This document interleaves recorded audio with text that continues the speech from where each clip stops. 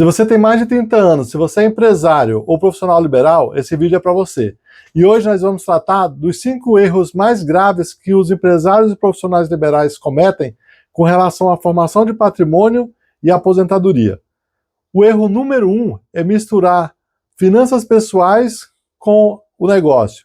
Então, pagar a escola com o dinheiro da empresa, pagar a viagem com cartão corporativo, então fazer essa miscelânea de contas, normalmente isso cria uma dificuldade muito grande de estabelecer quanto realmente a pessoa precisa e quanto realmente ela gasta, e lá na frente, às vezes é até difícil de fazer essa separação, porque existem empresários que eles estão tão acostumados a misturar a pessoa física com a jurídica, que no dia que ele precisa fazer a separação entre essas contas, cria realmente uma dificuldade muito grande para a empresa e até na vida pessoal.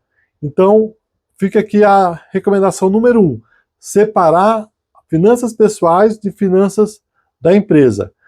Deve-se estabelecer um prolabore, que pode ser um valor relativamente suficiente para as despesas mensais do sócio, e periodicamente, que a gente recomenda que seja anual, pode ser semestral também, mas o ideal é que seja anual, aí apura-se o lucro, e dali, quando a empresa apurar o lucro anual, estabelece quanto que vai ser distribuído aos sócios, ou ao sócio, e quanto que vai ser reinvestido no negócio.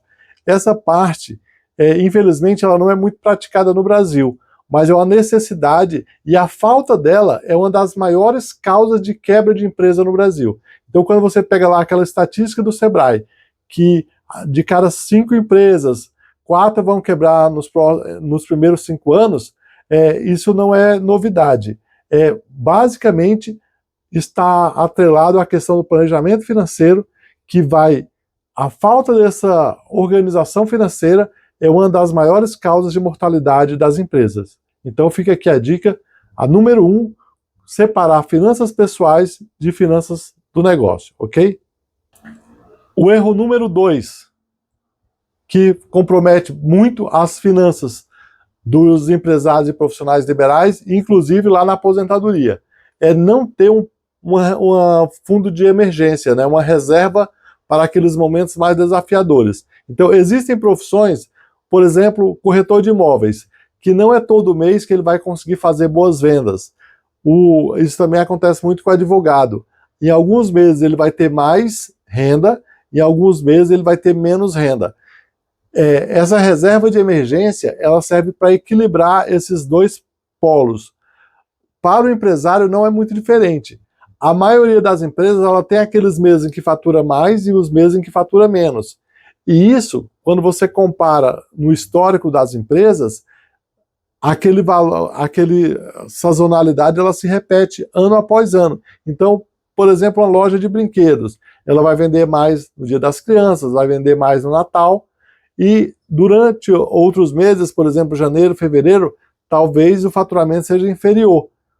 Se o empresário tiver uma reserva de emergência, ele consegue, nos meses de maior dificuldade, até retirar um prolabore menor, porque ele sabe que o faturamento da empresa não comporta um prolabore tão alto. E esse ajuste facilita o controle da empresa, dá menos estresse, menos preocupação para o empresário, e isso também melhora muito a situação dele em relação à família. Evita estresse com a esposa, com filhos, com empregados. Então, fazer uma reserva para os momentos mais desafiadores é uma obrigação tanto para empresários quanto para profissionais liberais. E a maioria, infelizmente, negligencia nesse ponto. Erro número 3 dos empresários é achar que essa empresa é para sempre. Não necessariamente essa empresa que você tem hoje, ela vai te acompanhar pelo resto da vida. Existem empresas que elas têm vida quase que limitada já, é uma vida quase que programada. E a empresa o empresário precisa ter essa visão muito clara, mesmo que lá na frente ele mude de ramo, isso não tem nenhum problema. Ele tem uma empresa e lá na frente aquela atividade parou de existir, ele consegue migrar de ramo se ele conseguir fazer isso a tempo. Não adianta, em determinado momento de dificuldade, insistir no mercado que você sabe que já não existe mais. Então, alguns momentos, você tem que saber que, de qualquer forma, essa empresa não é para sempre. Vai chegar uma hora que você não vai ter mais saúde física, emocional, e aí, o que você deve fazer? Já se preparar, por exemplo, eu vou trabalhar até os 70 anos, ok. Antes de você chegar nos 70, você já se prepara. Você vai vender ou vai encerrar as atividades dessa empresa, ou você vai passar para os herdeiros, para os filhos e outros familiares. Tudo isso, se você tiver programado na sua mente, evita de lá na frente você ter um problema de falta de gestão, e algumas empresas quebram justamente nessa migração, porque não houve essa programação, como não estava preparado e não estava muito claro como seria essa transferência. Lá nesse momento de fazer essa transição, aí começa a discussão, briga entre filhos, briga entre sócios, briga entre herdeiros, e são inúmeros os casos de empresas de sucesso que na hora de fazer a transição quebraram porque não foi programado essa transferência. E aí, ao invés de fazer de uma forma orgânica, uma forma planejada, faz de uma forma abrupta, e ali cria-se muito atrito. Nesse atrito, acaba se gastando muito dinheiro com advogado, com perda de tempo, e aí muitas empresas acabam que não conseguem essa transição de uma geração para outra, exatamente porque não houve essa programação. Então o erro número 3 é não fazer a programação da hora de sair. O momento da saída é necessário se planejar. A maioria dos empresários não faz essa conta, e aí normalmente lá na frente dá ruim. O erro número 4, que é um destruidor de finanças dos empresários e profissionais liberais, é justamente achar que vai conseguir sobreviver lá na frente só com o INSS. Ora, é sabido que o INSS ele tem um teto, e esse teto ele é relativamente baixo. Ele atende a uma camada mais inferior da população do ponto de vista financeiro. É ali para o empregado, para o profissional que ganha ali 4, 5 mil reais por mês, tudo bem. Agora, para o empresário ou o profissional liberal que está acostumado com rendas maiores, 10, 20, 30, 40, 50, 100 mil reais por mês, é sabido que lá na frente o INSS não vai bancar isso aí. Então, é insanidade você esperar algo diferente de algo que já é conhecido. Se você sabe que o limite do INSS é 8 mil e você não fizer uma reserva para que te mantenha esse padrão de vida lá na frente, é insanidade. Se você fizer hoje um aporte, vou falar um exemplo, tá? Por caso de uma pessoa que tem 20 anos, se ela começa a se planejar com 20 anos, guardando 200 reais por mês, é a mesma coisa de uma pessoa que começa aos 30 com 1.000 e aos 40 com 5 mil. Então olha a diferença, começar com 200 ou começar com 5 mil. O tempo é que vai ajudar. Então se você começa cedo, os juros compostos vão te ajudar a que você precise fazer um aporte menor lá na frente, porque você começou antes. Então quando você faz essa reserva ao longo do tempo, essa curva exponencial dos juros compostos vai facilitar muito a sua vida lá na frente. Então, esse é o erro número 4, achar que o INSS vai garantir a sua aposentadoria.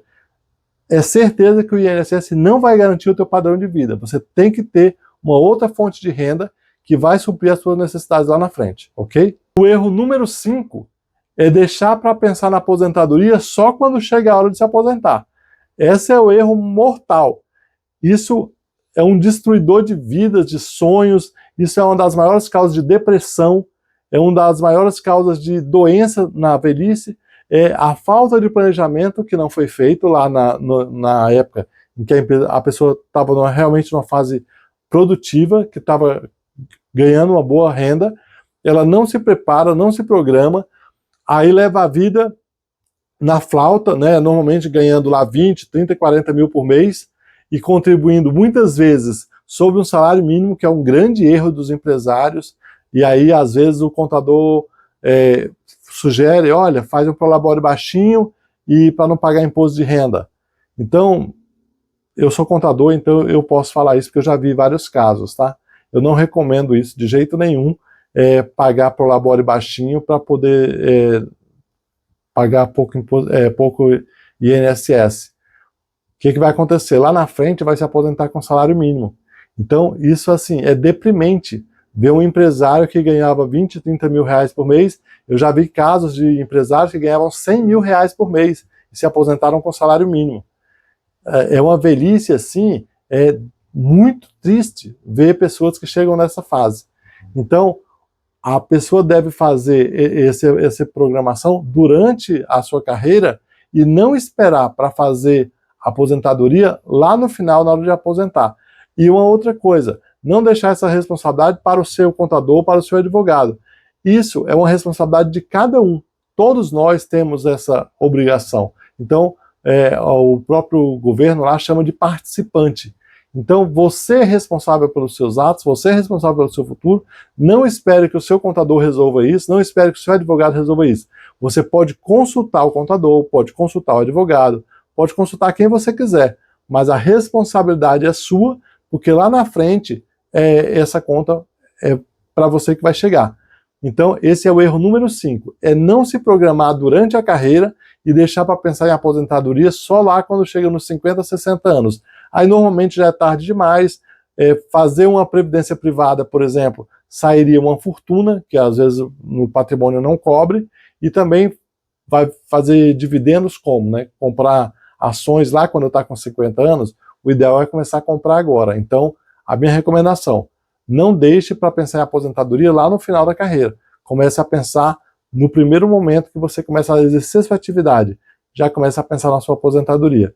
Então, esse é o erro número 5, é deixar para pensar na aposentadoria só na hora de se aposentar. Então, no vídeo de hoje a gente falou de 5 erros mais importantes que acontecem na vida do empresário. O primeiro erro é misturar finanças pessoais com a empresa.